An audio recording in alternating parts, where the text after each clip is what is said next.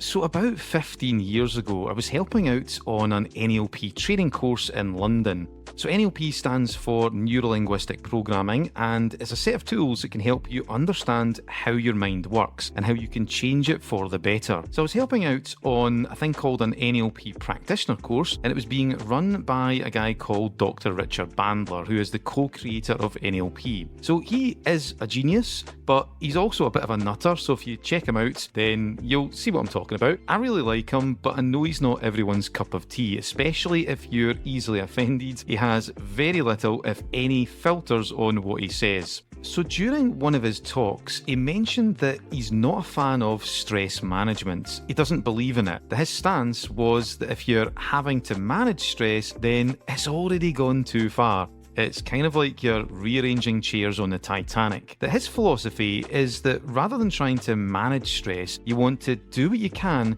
to not go there in the first place. You want to engage in practices that minimise the amount of times that you enter a state of stress. And I like that philosophy. I think it's pretty smart. So in this week's episode, we're going to be looking at 4 tactics that you can use to live a stress-free life. So rather than trying to manage stress when you're completely freaking out, you can put some preventative measures in place so that you don't go into that space anywhere near as often. So grab a cuppa or whatever you do when you're listening to your podcasts, and let's get started. Hey there and welcome to the Stress Less Living podcast. My name is Stephen Burns and I've been a practicing coach, trainer and hypnotherapist for 25 years. Each week I'll share easily digestible bite-sized ideas that you can immediately put into practice so that you can live a more harmonious and balanced life. Because life is challenging, but whatever we encounter, we always have a choice. We can take the easy route or the hard route, the low stress way or the high stress way. Well, the Stress Less Living podcast is about always looking for the easy routes in life, the low stress ways to accomplish your goals, get more of what you want, and ultimately live a happy and more effortless life. So if you're looking for the perfect antidote for the chaos of modern life, my friend, you are absolutely in the right place. Okay, let's get started. So one point I want to make right out of the gate is that I don't think it's possible to live a stress-free life, despite the title of this episode. I think it's perfectly natural to experience a certain amount of stress. And if you could remove all stress, it would probably bring even bigger problems into your life, because stress is part of our internal warning systems. For example, say you get your tax bill from the Inland Revenue and you just don't pay it.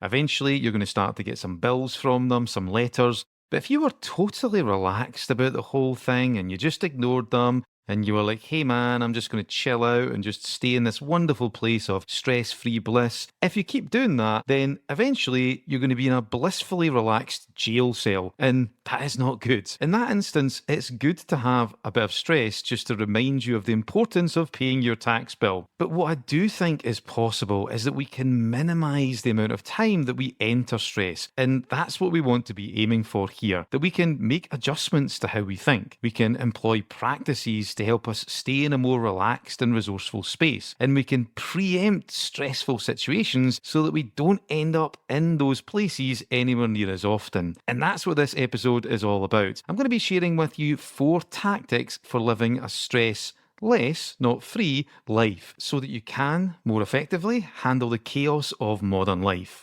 So, tactic number 1, simplify and declutter your life. So, there was a famous study done in the 1950s by psychologist Charles Miller on human beings' capacity for short-term memory. And what he found was that we can only ever remember 7 plus or minus 2 pieces of information in our working memory at the one time. After that, we just become overwhelmed, our brain starts to frazzle, it's a technical term, and we begin to forget information. And that was the maximum too from the study. For most people, it's less. It's about 3 or 4 plus or minus 2. So the reason why this is important is because if we have too much stuff going on, or if our life is filled with too many things, by sheer numbers alone, you're going to start to feel overwhelmed and your stress levels will be higher as a result because you're having to manage so many things inside your mind. I remember I had this a few years ago in business. I had so many projects going on. I had said yes to far too many things that I was finding it so difficult to switch off at the end of the day. My stress levels were much higher than what they should have been, and it was because I was trying to spin too many plates. So when you reduce the number of things that you do in your life, it frees up mental space and you avoid hitting that threshold and becoming overloaded. And the thing is, most people engage in lots of stuff that don't really add much to their life. They're just doing it because they think they should be doing it. It's just out of habit. So what you want to do is you want to do a life inventory. If you were to make a list of all of the things that you do, the activities that you engage in, the hobbies, the projects, the ongoing goals that you're dabbling in, even the people that you have relationships with, and then look at that list and be ruthless.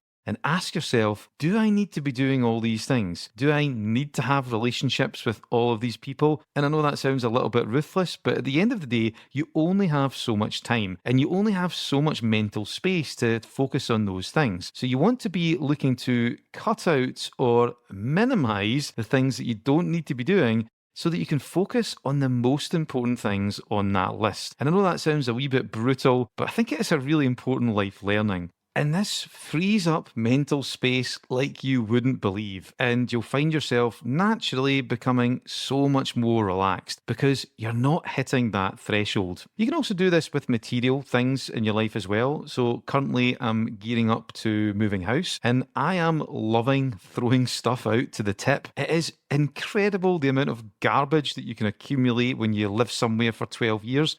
So I'm being very ruthless with it. It was difficult in the beginning, but the end result feels absolutely amazing. It's very cathartic. And I also think this tactic helps you appreciate what you have as well, because it forces you to spend more time on less, to find deeper layers of appreciation in the things that you do. It becomes more about quality of experience rather than quantity. I think this is one of the big problems with living in a so-called abundant society. You know, we have so much choice for everything, we end up devaluing each of these choices by sheer numbers alone. But if you limit yourself to focusing on just a few really important things, those aspects of your life that are essential to your happiness and well-being, then you tend to attribute a higher amount of value to them just because there's fewer things there and you etch out more joy and more satisfaction from them. So if you were to make a list of everything in your life, do a life inventory, and then select the few things that would give you the most amount of joy and meaning, what would those things be? And then do your best to cut out the rest, or at the very least, minimize them. Simplify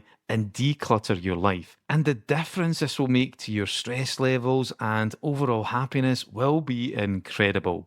So, tactic number 2, learn how to plan, but also embrace unpredictability. So you've probably heard the well-known phrase that if you fail to plan, then you're planning to fail. So it's a quote from Benjamin Franklin. And this is true, of course, up to a point.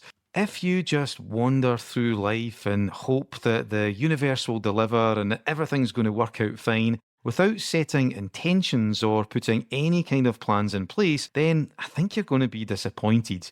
We need to steer our own ship, even if it's just pointing it in the right approximate direction. Also, if we plan and prepare for something, then we do increase the chances that we're going to perform better and get the results that we want. As the well-known phrase goes, proper preparation prevents piss-poor performance. So planning is great, of course. Preparation is great, and sometimes both of these things are essential, but it's not everything. Even though it's useful, planning never actually guarantees that you're going to get the results that you want. There is another side to the coin, and that is the ability to embrace and work with unpredictability. Because here's the thing, life is organic. It's unpredictable by nature. We can't make it completely conform to our wishes, even though deep down, many people want to do that. Especially when we're in situations that have lots of different variables. We can't control all of these things. So your ability to accept that, be at peace with it, and then work with the ever-changing world is essential. So the reason why I think this is relevant to stress is because a lot of the time people think that they can control everything, that the world should conform entirely to their plans. So when things don't work out, when curveballs are thrown in, which inevitably happens, or everything goes to total shit, then they completely freak out. They get massively stressed rather than just accepting that unpredictability is an inevitable part of life. So to give you an example, so about 10 years ago, I was doing some corporate training for the NHS in the UK. So it was a personal effectiveness course and it was for NHS employees. And one of the things that came out consistently from the students, from the NHS employees, was that they were totally stressed out because at the start of their week, they would make all these intricate plans about what they wanted to do. And then on Monday morning, something random would happen. The plans would have to get ripped up and they would end up firefighting. And this was causing all kinds of stress. Now, the thing is, there was definitely some big systemic issues within the organisation that needed to be addressed that would have definitely made their life a lot easier, but a lot of the stress was happening because of the way that they had set the game up inside their minds, that they strongly believed that if you make a plan, then everything should go to plan, when that's not the way that the world works, especially in big organisations where there are a ton of variables and more complex goals and missions. And this is an unhealthy and unfair expectation to have, that you've got to be able to embrace unpredictability and find a way to figure out how to turn the situation, no matter how crazy or chaotic it is, into something good, into something useful. It's like that old cliched phrase, if life gives you lemons, then make lemonade.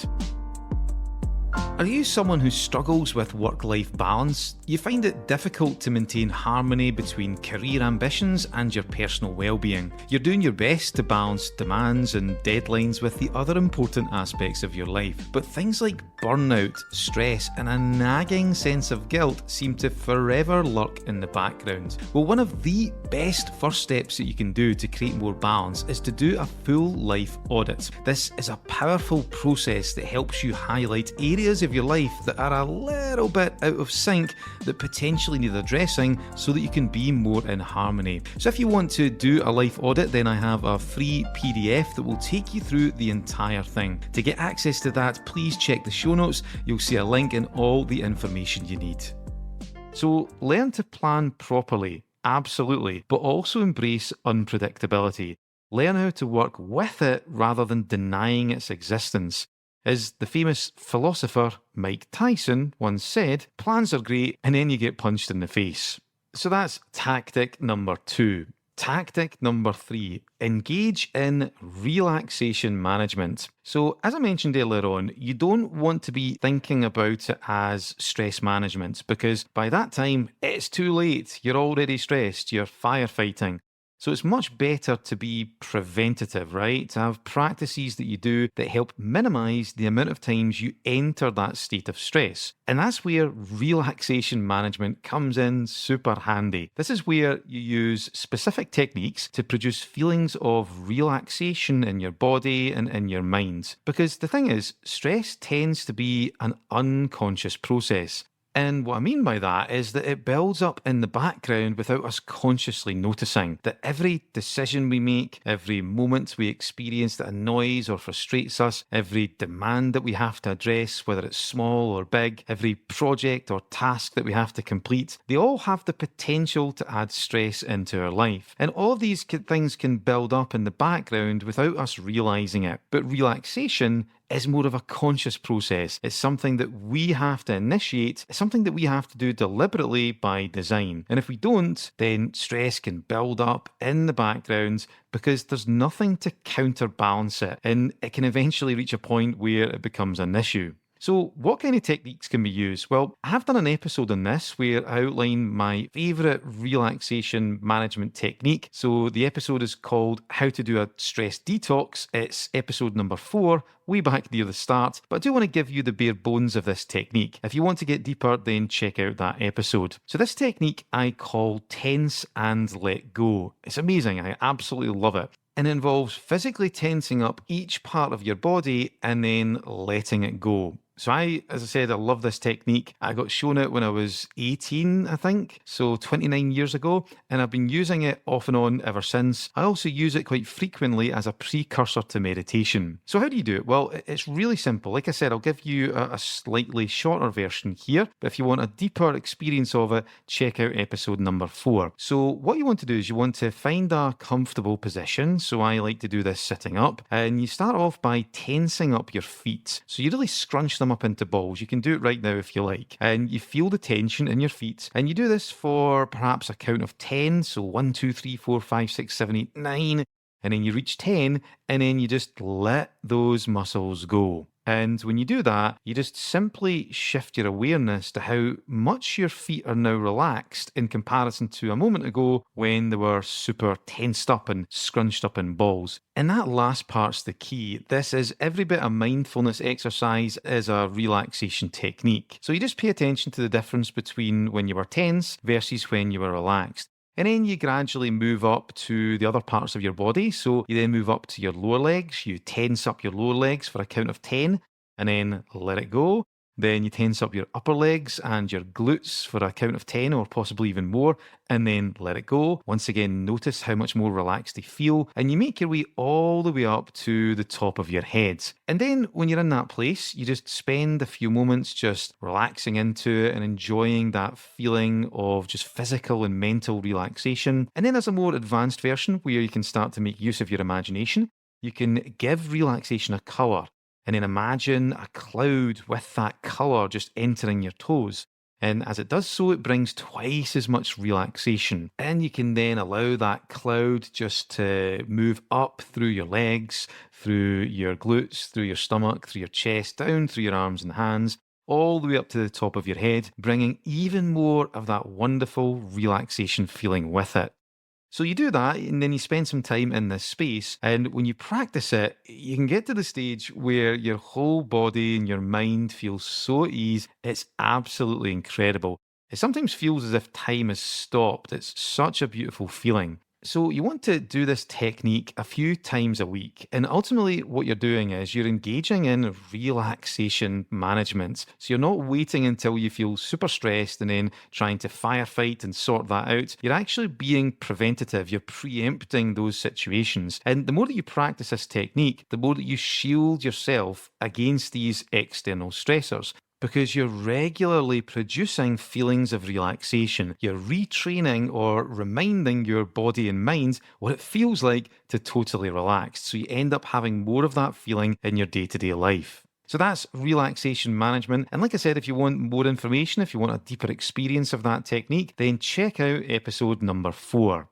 And finally, tactic number 4. Prioritize self-care. Have a self-care routine that works for you. So the term self-care has become a bit of a fad, a bit of a trend in recent years, but really it's just looking after yourself. It's where you have some kind of routine or a ritual that helps you recharge, that allows you to reconnect with yourself, to rebalance your energies, and just to help you catch your breath a little bit. And by doing this, you create a more consistent level of performance. You avoid burnouts, and ultimately you live a more harmonious and emotionally stable life. Because the thing is, we do live in a world that has the potential to constantly throw us off balance, to overwhelm or overstimulate us. So we need to have something to come back to that helps us find our centre again, to get us back on that even keel. And that's what a self-care routine does. So we need to have one, and we also need to prioritise it. We need to ritualize it so it becomes an integral part of our life. And the details of these routines are really up to you. You want to figure out what it is that you need to do to be okay, just to get you back into that good space. Personally, I like to think about it as the 3 R's. So what do you need to do to recharge, rebalance, and reconnect with yourself? So what would that be for you, and how can you prioritize it?